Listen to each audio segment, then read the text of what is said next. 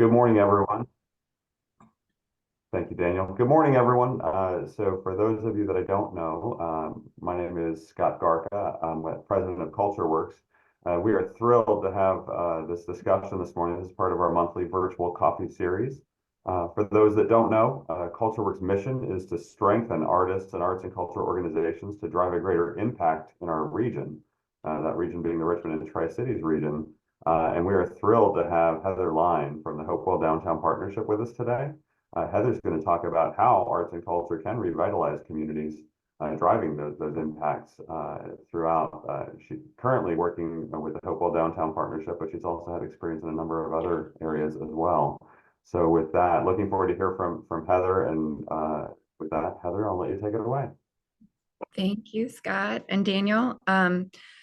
So I'm going to go ahead and share my screen in a minute, and I'll go through housekeeping then. But I'm going to make everyone participate momentarily. So get a big sip of coffee, and then we'll all kind of get warmed up together.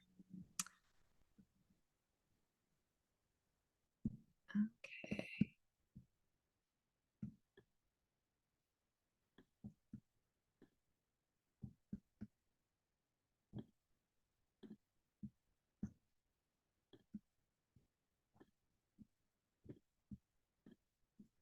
All right.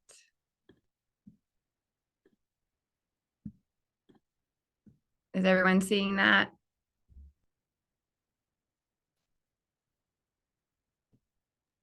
I see it. Yeah, looks good. Okay. Yeah. So as you know, my name is Heather Lyne. This is the CultureWorks Coffee Hour, and I will be talking about the role of the arts and how they can really catalyze the revitalization process. So first off, I want to go through just a little bit about me, give you an introduction. So I am from Virginia originally. My dad is from Richmond, but I grew up in Amherst County near Lynchburg. As far as sort of the connection to arts throughout my family, my grandmother was a piano teacher her whole life. My dad and stepdad are small business owners.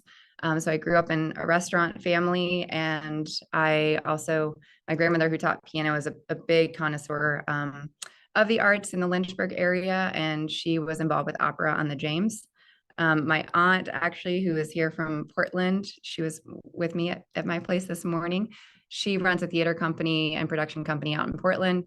So I very much grew up kind of surrounded by creatives. And when I went to college at the University of Georgia, I worked for a musician support center called Nucci Space.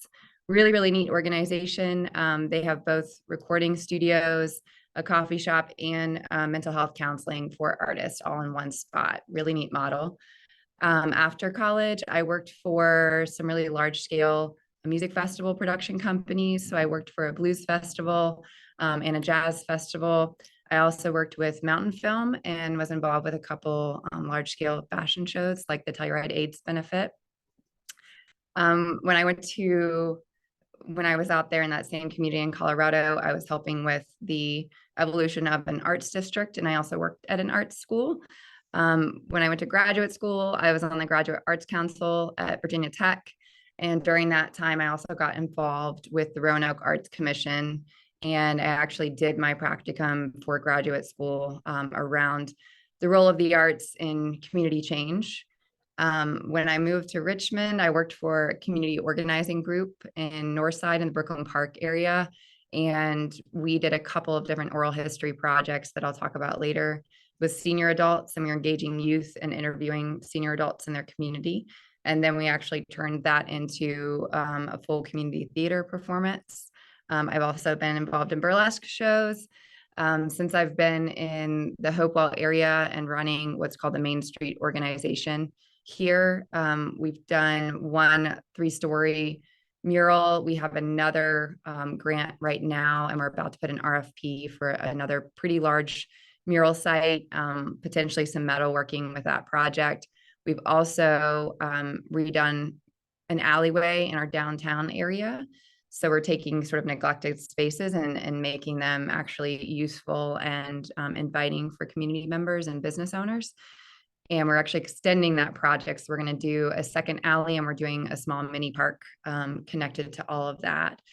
So I've been in downtown Hopewell for, it'll be 4 years in July, and our organization's main role is really to try and holistically revitalize the historic downtown district here. For those of you who aren't familiar with Hopewell, this is a picture on the bottom right of part of our downtown area. And you can see in sort of the rear of the photo, there's a lot of industry here as well. We're also located right where the Appomattox and the James Rivers meet. So it's a very, very interesting place, a lot of history, and we're only about 25 minutes southeast from Richmond. So we'd love to have you come down and see us. So I wanted to talk through a couple of terms together. So this is your wake up opportunity. So we'll go through these kind of from top to bottom. So when someone says the arts, what does that mean to you? So this is super informal. Y'all can go ahead and just chime in or throw something in the chat. I can't see the chat right now, but I think Daniel and Scott are going to help me with that. All the things that are creative: music, visual arts, performance arts, anything that requires creativity. Love it. Thank you. Does anyone else want to chime in on that one? Yeah, Heather. You know, when I think of arts, I think of, you know, any way that we can personally express, right? So whether we've, you know, got a creative spirit, or we've got a story we have to tell, or, like Kaylee was saying, like music flows through us, right? There's all kinds of different ways that we express, art, but, just sharing, what you have to say with the world around you. I don't know. Those are my thoughts. Thanks. That's beautiful. It was great for early in the morning. Okay, so the next word that I wanted to go through, that I throw out a lot, but it's good to orient people to make sure we're all thinking of the same thing when we hear this word. So the word revitalize, and when you kind of break it down a little bit, the vita, that is actually from the Latin root word that means life. And so when we're talking about revitalizing a place, what it literally translates to is breathing life back into that. Obviously is sort of the return or the back into. It's about breathing life back into something. And so when we're talking about revitalization of an area, it's not that it's, devoid or it's lacking per se. It's just that maybe, there's a new potential, or there's new people in the area, or new actors or stakeholders that, can kind of bring their own individual expression, as you said, or creativity into that space. So revitalization is really about sort of reinvesting in a place, if you will. Placemaking, this is another big buzzword. So I wanted to kind of throw that out to the group and see what came back. Anyone have any thoughts on placemaking? It's okay if you don't. I'll share what. I'm sorry. Go ahead, Callie. I was just going to say, kind of planting roots, and think of kind of like cover the ground on which you stand, like owning your space. Very nice.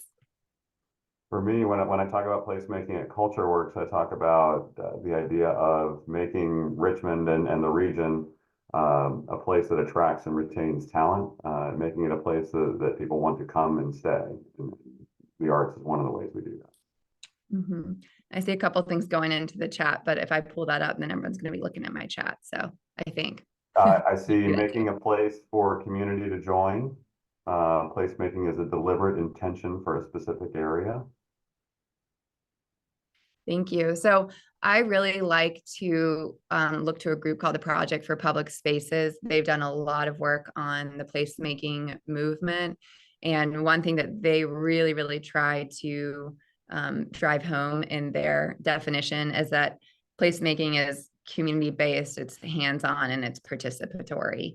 If you're kind of coming from that community organizing or community development background, but it really is about taking a space and turning it into a place that people want to go to and that people have feelings about. and that stirs up something in you essentially, and that you want to spend time there, or you have some sort of reaction or experience there. So the next one is plans. And this one is supposed to be kind of funny because when you're in revitalization work or you're doing any type of project, you know, the best laid plans are just the best laid plans. And so things always change when you're working in the arts and you're working in community development. So plans you have to just take with a grain of salt with every project that you do, because projects are a living thing, and you know, it's not always going to go like you think it's going to go. Housekeeping, I think we've already kind of gone through this. We're a smaller group, so please just, you know, raise your hand or your voice, or put something in the chat if you have any questions throughout the presentation.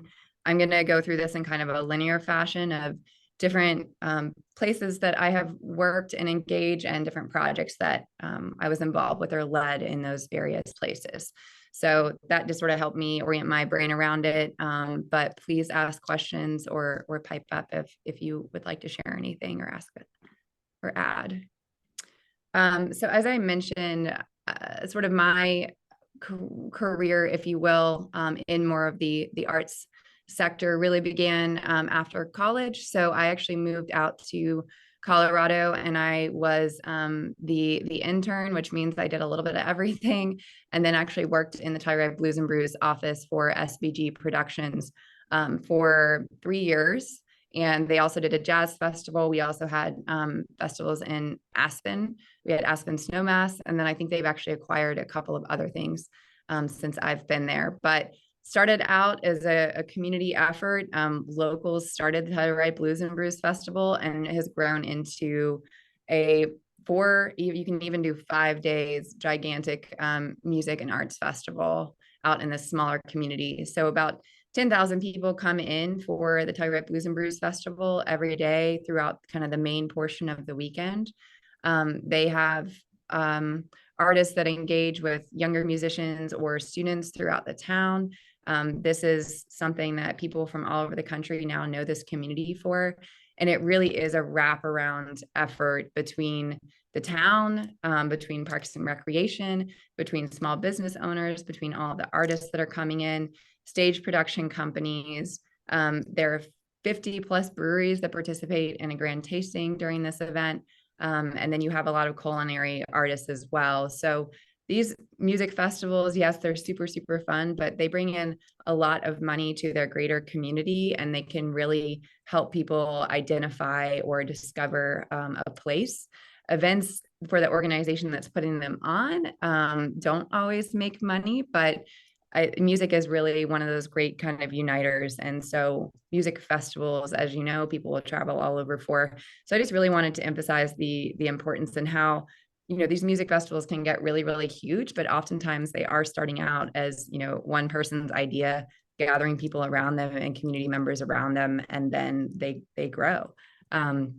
So I just wanted to kind of give you, this was my background, which was just a lot of hustling. I was in the office and an operations team, and also hospitality, and I did a lot of backstage work as well. But the amount of effort that you have to put into a large festival like this in order to make every kind of little mini experience throughout the event memorable is insane. And the amount of work that all the staff members do and the amount of people that come in to help during the actual weekend is really remarkable. And it can take a place that, you know, maybe people have not heard of and really, really give it a personality and a name.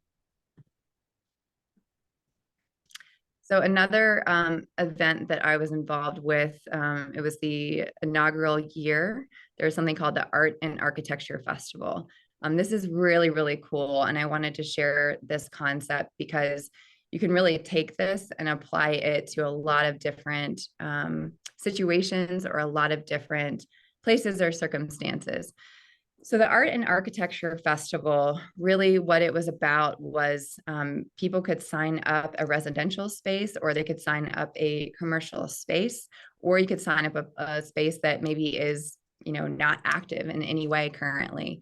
And teams of artists would sign up and compete with one another. And so this often would look like a chef of some sort, a musician of some sort, and a performer or a painter or an installationist. It really ran the gamut of types of art or artists, if you will. But it really offered up the opportunity for people to get really, really creative. And so there would be about, for the whole weekend, 10 or so spaces every day that were highlighted throughout the community. And then people will be competing essentially. So you would go into a space, you would have the experience that was presented by this, artist team. And then at the end of it, there would be winners announced. But it was a really, really cool way to show off spaces that people have maybe never entered in the community or didn't know about. You can see on the bottom left, there are artists that are actually animating a roof space of a home. It was a really cool way for chefs to get out of the larger kitchen where they worked if they were kind of restricted to a specific menu at their restaurant. It's a really, really cool way for artists to get creative and collaborate with one another. And I love this model because, as I said, you can really pick it up and you can take it anywhere. You can have an artist team, in a vacant warehouse somewhere. You can have them out in a park. But I really love the art and architecture model because it's kind of combining multiple passions of mine, which is really the buildings and the places, and then, the people that animate them. And that is still going on. I think it's on hiatus this year, but that event is still continuing. I'm going to share a small story. I was really interested and passionate about the arts and events and kind of their role in bringing community together. But then before I went to grad school and everything got a little bit headier during that time, as it does, I remember this very specific moment where I was actually out in Portland, and I was walking through a neighborhood, and I was just, visiting and kind of taking a little breather and a walk. And I saw my first ever little free library.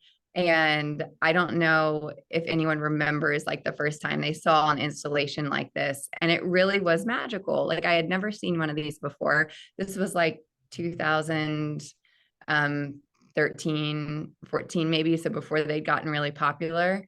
And I remember just thinking it was the coolest day. And it was like this magical discovery that I had when I was just minding my own business. And it totally transformed by my experience within that small little neighborhood, that someone had taken the time to build that and to try and share something with their community. And at that point, I started getting really curious about the role of public art installations, how you move through spaces, and how movement or walking can even be, an artistic practice.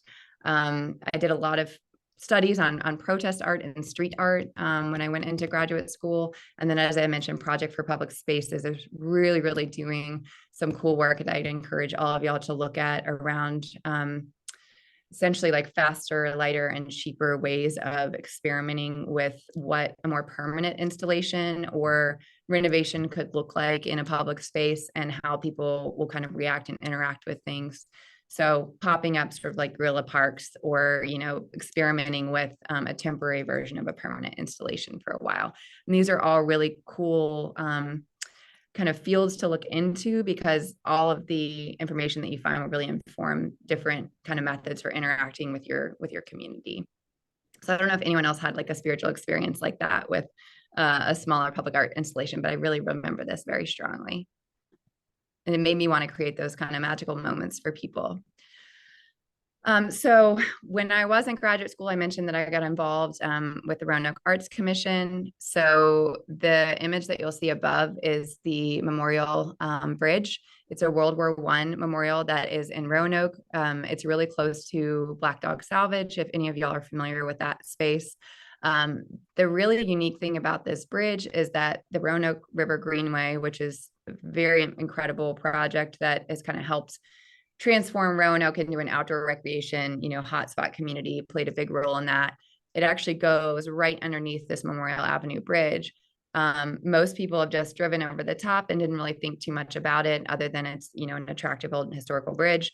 There was an electric company kind of down below it. There wasn't a lot of lighting. It was sort of a sketchy spot, if you will. So when I was working with them, I did surveys and was really studying the whole Greenway and meeting with neighborhood organizations to figure out what they would like to see on their specific area of the Greenway in terms of public art. Did they want public art? How did they feel about, access to the greenway, safety when they were on the greenway? How often did they use it? So I'll show you some survey results on the next slide, but really was just trying to get a handle on what different communities along the greenway wanted to see on their specific parts of the greenway. We started looking into the history of this bridge, and you can kind of see this photo. Historically, there was an old sandbox underneath it, and it was a very active play place for the community. And so I was working with Doug Jackson, who he was working for Department of Housing and Community Development at the time. He's actually now the Arts and Culture Coordinator for the city of Roanoke. Wonderful mentor, but we worked on a National Endowment for the Arts grant to try and take this bridge, which was not really a place that people wanted to walk under. There wasn't a lot of lighting, and really transform it, and then also resurrect it as a play place as it had historically been for the community. So this project was called the Arches. The other really unique thing about it is this bridge actually connects 4 different neighborhoods. So kind of 4 different neighborhoods diagonally kind of butt up to this bridge. And there's also a resettlement housing location for a lot of immigrants and refugee families from very diverse areas. And this was their closest access point to the greenway. And so we wanted to make this place feel a little bit more inviting and welcoming. So we ended up getting an NEA grant. You can see these cool little sort of houses that were painted on the columns to brighten it up. Before it was just, a regular bottom area of a bridge. And there was a graffiti and whatnot. And we actually had people resurrect the little sand pit play area too. So go check out the Arches and the Memorial Avenue Bridge next time you're in Roanoke. This was a really cool project. And as you can see, they have programming that goes on underneath the Arches now. So this is one of my first bigger projects as far as murals and kind of a larger transformation project. Also helped do a love sign in Roanoke with a neighborhood group, and we had community members paint a ton of tiny little houses that make up the entire love sign. So just quickly, because I want to keep moving through here, these were some of the results of our Greenway study. So this was looking at people's feelings of public art, their usage of the Greenway, and sort of what they wanted to see. So did a lot of surveying and had a lot of meetings with neighborhood organizations before we move forward with any of the grants that we did, and just want to emphasize the importance of involving community members. And actually different public school students were involved with painting the murals once the artists had kind of mapped it out, and they continue to be involved in that Arches space. So once I came to Richmond, I was working for a community organizing group that was training community members, government departments, churches, all kinds of different groups on sort of how to do asset-based or strengths-based community development and how to organize into teams in their community. A lot of people know that Northside was part of a big wave of people kind of moving in, and one of the quickly gentrifying areas in Richmond. So I was working for them in 2017 when all of that was really starting to take off. And we were trying to organize community members so that they could be kind of prepared and have some wealth strategies in place before kind of this wave of new people moving into their area really took off. And what we discovered was that there are actually a lot of senior adults living in this community, and they were all kind of the keepers of really, really phenomenal history around school integration movement. A lot of them had been educators themselves, and we were really, really determined to capture these stories. The organization was called Embrace Richmond. Now it's Embrace Communities. So we ended up getting a Virginia Humanities grant and a couple other grants through different financial institutions. And we had young people from their neighborhood go out and interview senior adults. And so they had recorders and they took notes, and they asked all of them, about 5 questions. And then myself and the director of the organization, we would go and we would do follow-up kind of longer interviews with specific people, depending on what we found out. But it was a way to connect young people and the senior community in their neighborhood, and for them to really absorb that history and learn that history and be able to share it out. And then actually at Community High School, which you can see was the first voluntarily integrated school in Richmond, which It's really, really fascinating history that, was not really marked in any way until this project happened. We had the youth do the interviews with the senior adults, kind of pull together the story of what happened, and then they actually acted out the storyline that they pulled together around all of their interviews. So it was really, really cool. And the picture on the bottom right was actually at community high. And the student playing the saxophone actually painted the images of different people he interviewed on the right. So community theater, oral history, and really capturing the story of a place. And you can see some of this up on the Embrace Communities website and the Virginia Humanities website. Oral history is really a lot of work, but very rewarding. So some of the larger projects that we've done in Hopewell, this is a mural called A New Dawn, and this is right in our downtown area. It's 3 stories tall. It's on old Butterworth Lofts furniture building. This was actually funded through a Virginia Main Street downtown investment grant, so a DIG grant. And those are available if you are, like our organization, actually accredited with the National Main Street Center. You can compete for these. So the artist on the left, her name is Nico Cathcart. She's originally from Canada, but she lives in Richmond, extremely talented. She's been named one of the top woman street festival artists in the world. A lot of her work has been published in various kind of street art books. And she was very involved in the Mending Walls project in Richmond as well, and continues to be involved. So we worked with her for several months. She came down to Hopewell and really got to know the community. She interviewed civic leaders. She interviewed business owners. She met with the National Park Service. She met with a lot of people that are active along both the James and the Appomattox rivers with their organizations.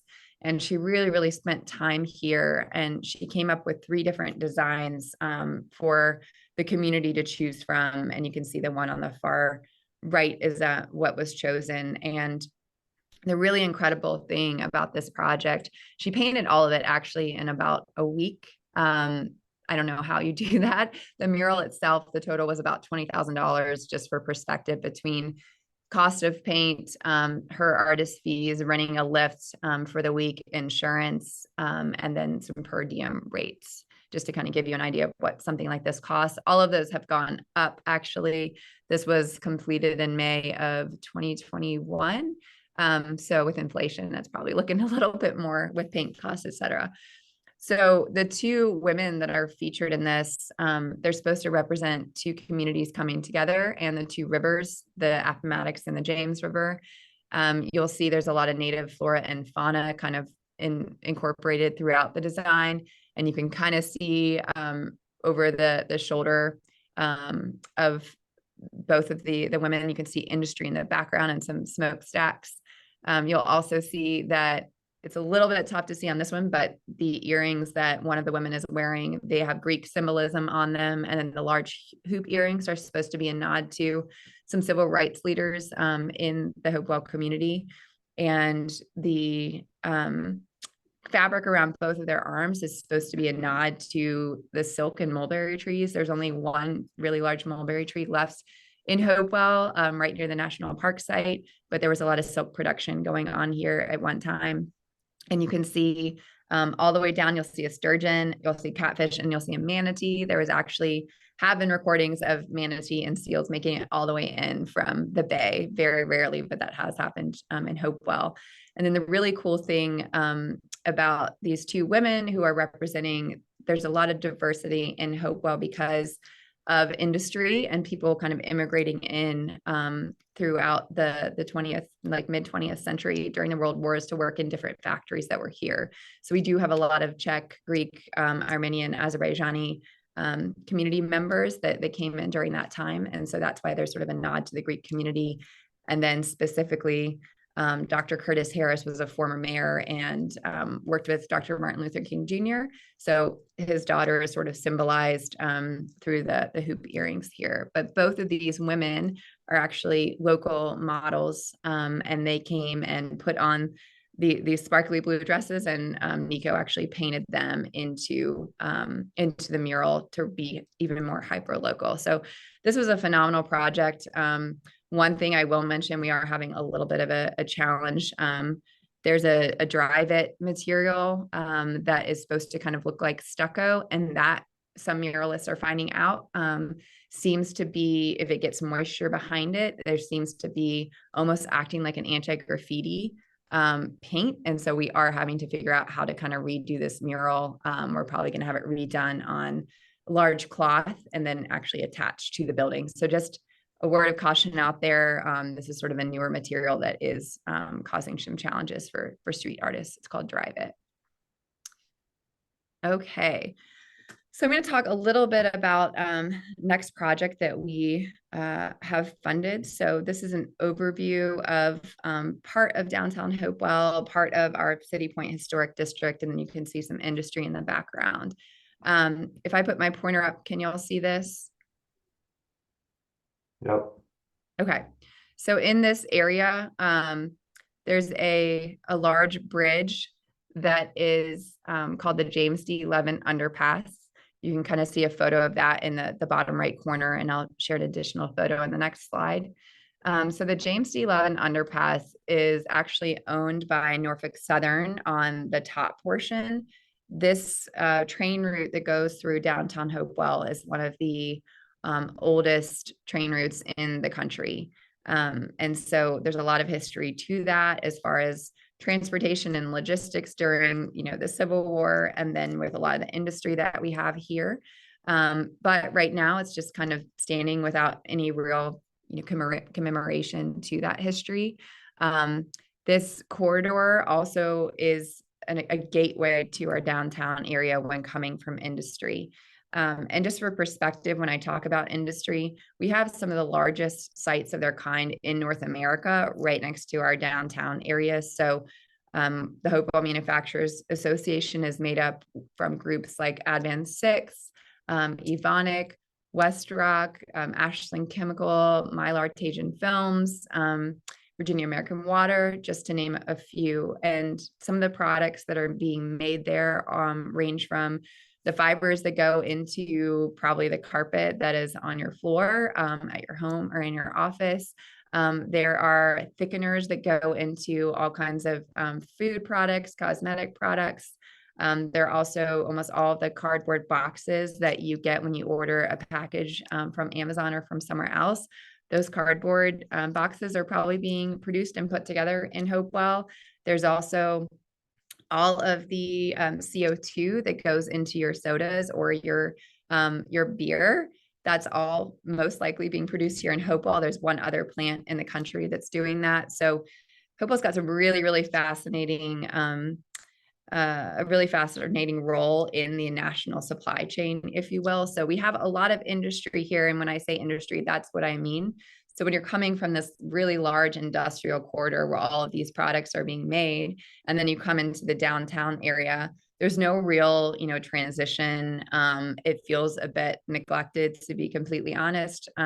You have this underpass, there's some overgrown plants sort of hanging down the side, and there's a lot of pressure washing that could be done, for example. But you just kind of come from industry to downtown. There's nothing really telling you that you've left one area and entered another, even though we have all these really incredible things going on in the community. So that's why I've been looking at this site as a place with potential, because we really want to make sure that people understand that they're passing through a gateway and that they're entering a place that people care about when they go on either side of this bridge. On the top left, this is just a little image from one of the alleyway transformation projects that we did. And during that process, we were able to kind of clean up this old ghost sign. We added pennant banners, dawn to dusk bistro lighting, and then we did some cool designs on the asphalt throughout. And Daniel, who's actually on the call, helped do that. So these are some other images of the underpass that I'm talking about. So we did actually get about $35,000 from Norfolk Southern, from the railroad, to do this project, which is super exciting. They have a charitable foundation. I did not think that they would fund this, to be completely honest. And they have been so supportive and helpful. They've waived access fees for us. They've helped us get permits for different things to access this space. The city actually owns and manages the retaining walls that you see in the columns underneath the bridge. So the city's also being really supportive. This is a very high trafficked area. So it was a bit ambitious to throw this out there, but I encourage you, if you see a space with potential, do your research, talk to people, and make sure you have a good understanding of who owns what and who's going to be impacted. But just go for it, and you might be surprised. I really didn't think that they would want to deal with this. But we are working on the RFP. That's going to be coming out soon. And we would like for a metal worker or a muralist to work together, or one or the other, to kind of submit proposals for this space. But when you look at the images on the top part, those are sort of conditions as they stand. And then at the bottom, this is sort of inspiration from other areas that have done some transformation projects with underpasses and retaining walls. So this is something I'm excited about, a little intimidated by, just because the access is going to be tricky with all of the traffic that goes through on Route 10. But we are excited to really beautify this space. One thing that I really love when presenters do is when they share a reading list. So I wanted to take a moment to kind of share some books or some writings that have really impacted me and that have been a source of inspiration.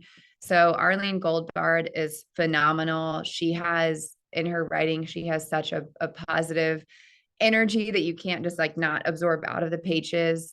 This book is really, really cool. It's basically just saying, why not? Why can't we go for this? Why can't we make this happen? She's written a lot of other books about community and the arts and how those two, can interact to really bring about something incredible. So encourage everyone to check out Arlene Goldbard.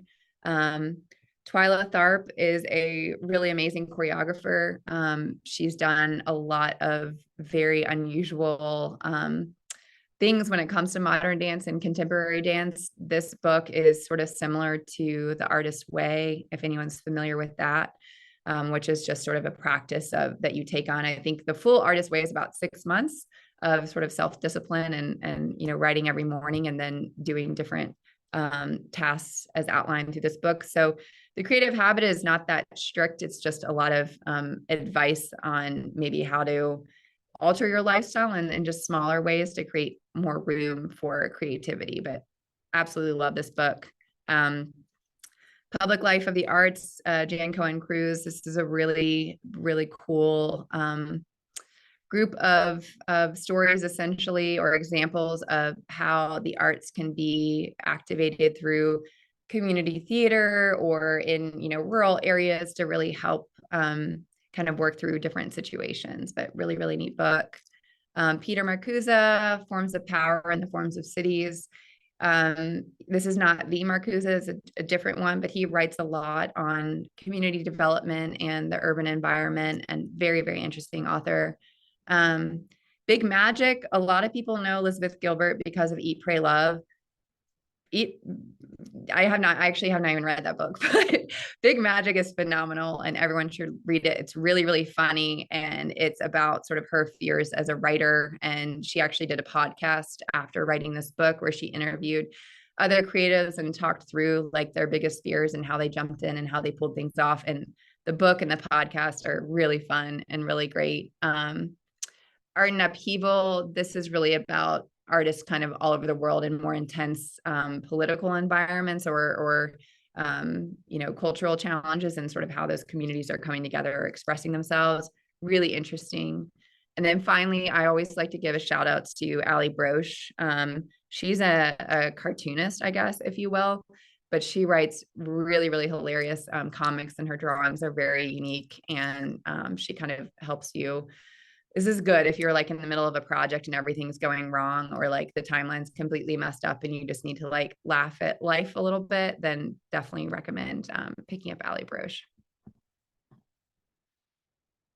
So yeah, I hope these just kind of provided different examples of what you can do in different community spaces.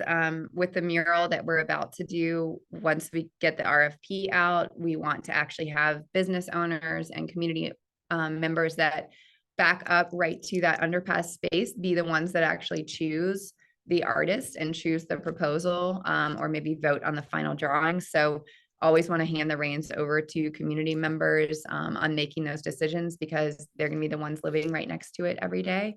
So that's that participatory piece, working with the neighborhood organizations, as I mentioned, and really doing all those surveys and getting community members involved with, the Greenway project. And when we did the love sign, that was all done by locals. So making sure that, even when you feel like you have a great idea, doing that vibe check and making sure that the community will champion it as well. Super, super important. Or just sort of helping people, maybe offering up like, hey, I have this idea and what would you like to see there? Or is this not something that I should focus on? If you're not local to a community, there are things that you might not be aware of, connected to a place that you just, you need to take that time and really learn, because you don't want to, step in it by getting excited and pulling something together and not having done your homework. So I'll stop there. I think we are maybe trying to end at 9:45, or if not, then we can do questions and just kind of share things from the group. So I'm going to end my share there. We can go till 10. If you can go till 10, we can go till 10. But would love to take some. Heather, does that work for you to take some questions? Yeah, I wanted to take some questions. So I wanted to give us a little time, at the end there, to talk through things or just to share. And I'd love to hear about some things other people are working on too. I have a question.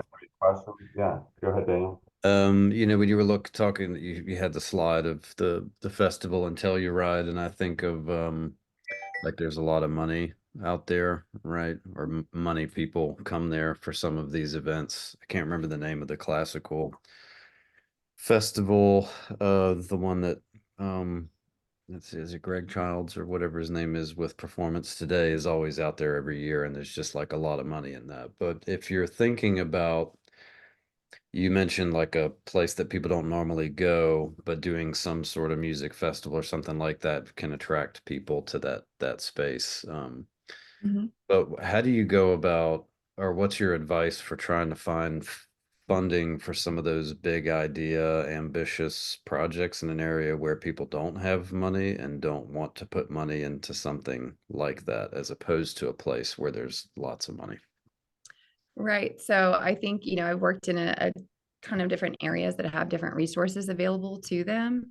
And I think that, in the case of Colorado, and I worked out there and it being, a well-resourced place in a lot of ways, I will asterisk and say that a lot of the artists and the people that are, out there are working 5 or 6 different jobs to make things come together, and that they're not necessarily, well-resourced themselves. And they're choosing to take the time and, put in an effort to bring something together for their community. So I think part of the interesting thing that I've seen in well-resourced places versus places that, don't really have that launching pad is that people don't feel as comfortable or as confident in expressing their creativity.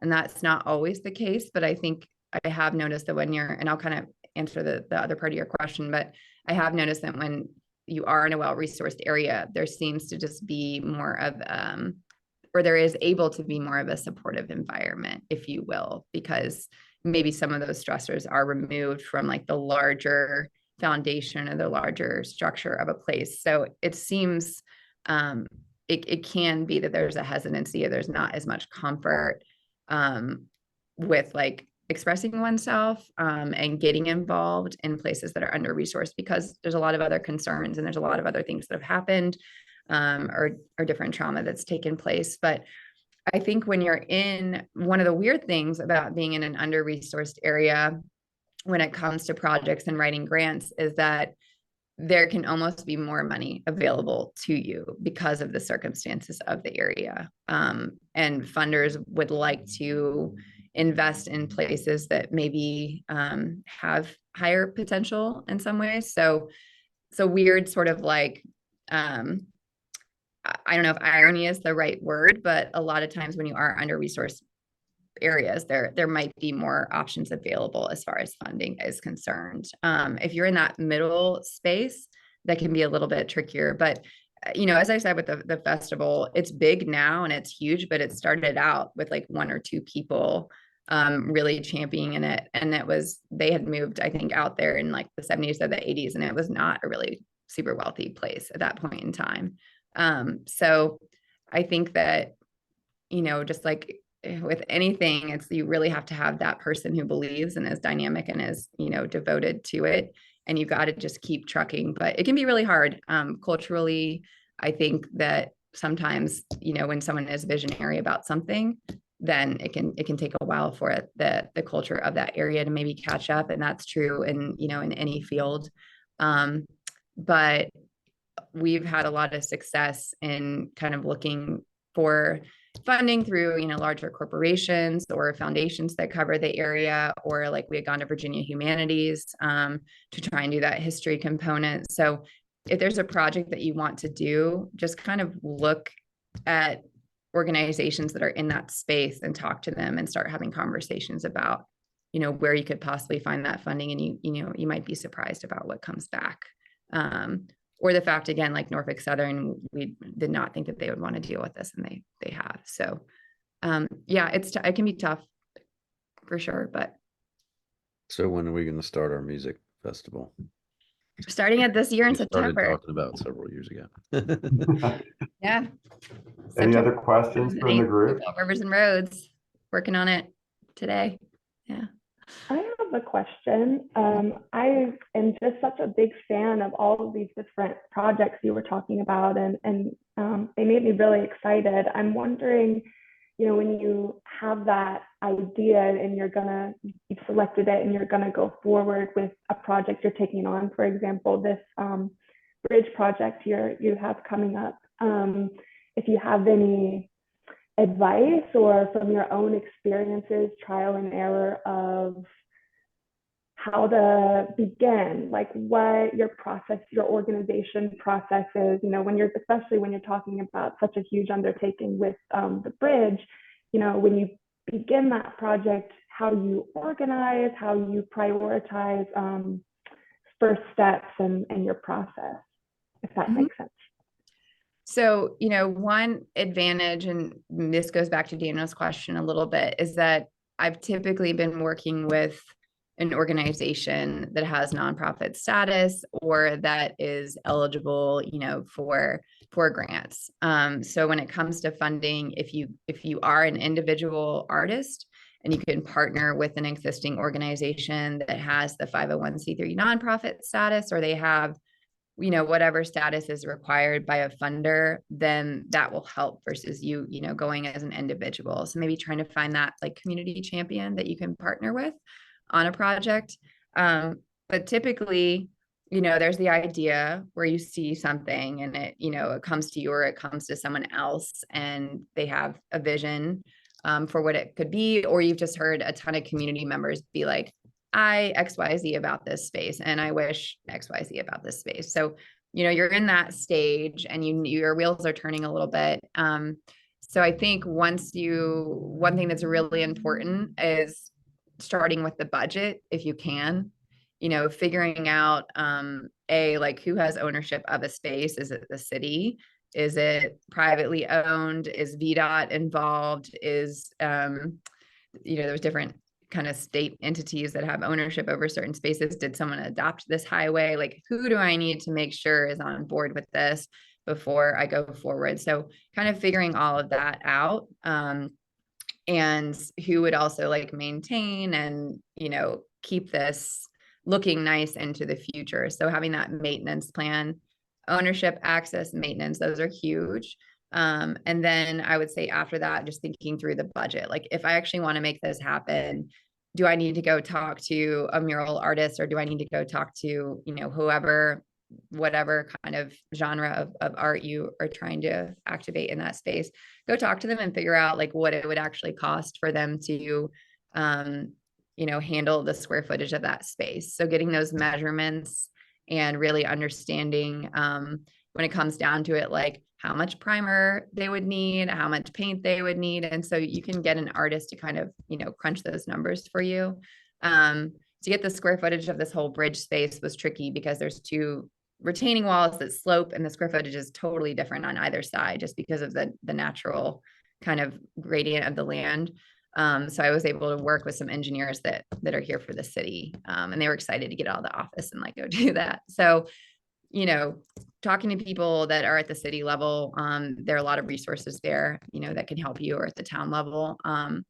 But yeah, pulling together that budget is really important, because then that kind of tells you what you need to do. It almost gives you your timeline, of, hey, you know, we would need an artist to paint this at this time. We can access it at this time. So we probably need 6 months to advertise it and confirm that artist, and then give them access to this in the fall. But yeah, if you don't know your numbers, then, you know, you're kind of flying blind a little bit. So that's important to figure out early on. But, and then, you know, a lot of times with a funder, there'll be a specific timeline that you have to operate under, whether it's 1 year or a year and a half or 2 years. And that kind of tells you what you need to do. And then just throughout a project, making sure that you're doing those check-ins. And if a problem does arise, like, instead of freaking out and trying to handle it yourself, like, let people know that you're experiencing a problem. Because I think sometimes with funders, we're like scared to communicate, or with partners, you know, you're scared to say like, hey, this came up and I need help. But like, they would like to help you and make the project successful. And it's way better to have those conversations early, where you're like, I tried, you know, these things and I need help. So don't feel like you have to figure out an entire project on your own and solve everything that comes up either. So just be communicative and ask for help when you need it. So hopefully that kind of answered your question, or at least a few things that were helpful. Yeah, thank you. Appreciate it. Heather, I want to echo your point about talking to your funders. So, you know, CultureWorks is a grantor as well, and I'm always talking to artists about how it's important to talk with your funder about the challenges you're having, because we can help solve them sometimes. And even if we can't help solve them, it's better to be transparent and upfront than come to the back end and be like, didn't work out. We'd much rather try and be constructive and be a part of the solution, or renegotiate the terms or something along those lines. Heather, I had a question for you. A couple times you've talked about doing your research to find out ownership of different properties. What's the most efficient way to go about doing that? So a lot of times different localities will have a property records, you know, site. So you can actually go, if you're in Henrico County, or if you're in Richmond, or if you're in Chesterfield, they might use a different program, but you can look up like property assessments, or you can go Google Earth Pro. You can download on your computer. Is super helpful just to kind of like really walk around an area and get an understanding of things. But if you go on the, like for example, Hopewell uses something called Q Public. And so you can go and just look up property records, and you can do it through the map and just kind of zoom around like you would on Google Earth, and you can click on a building and it'll show who owns it. It'll show land parcels and who own them. So some of that initial research can be done, you know, pretty quickly just through property assessment links. But yeah, going onto the locality site, or just going into city hall or town hall or the county, you know, office, and saying, hey, I want to know who owns this site and who maintains it. And then, you know, they'll be like, oh, that's city owned, or it's privately owned, like if you can't figure it out yourself. So there's ways that you can just look up property records and kind of start there. Yeah. Thank you. That's a question we get a lot from artists when they come with an idea of a mural, and we talk about, well, who owns the space? So it's great to be able to point them in a direction for that. Thank you. Well, I see we're at 9:58. Any last burning questions for Heather? Okay. Heather, thank you so very much. We will be posting this recording to our website if folks want to go back and hear some more of her comments. I do want to take a minute before we close out to introduce the newest member of our two new members of our CultureWorks team. So Callie Bain is our new community engagement strategist. We've heard from Callie a few times today, and she's going to be hopefully hosting this series for us going forward. But she's all of 3 days in, so we decided not to make her do it this morning. But welcome, Callie. And Mary Burris, who is off camera at the moment and maybe preparing for our board meeting, so she may not be on right now. But just two new, Mary's our advancement and grants program strategist. So she's managing our grants program, and we're both actively working through all the grant applications right now. So look for emails from both of them, and of course we welcome Daniel Jones back to the panel here. Daniel, thank you very much for leading our Zoom efforts today. Greatly appreciate it. It's been great seeing everyone. Let us know what questions you have. You can email me or anyone on our team with any feedback about the session, and wish you all the greatest day. Have a good one. Thank you. Thank you all. Have a good one. Okay, Heather.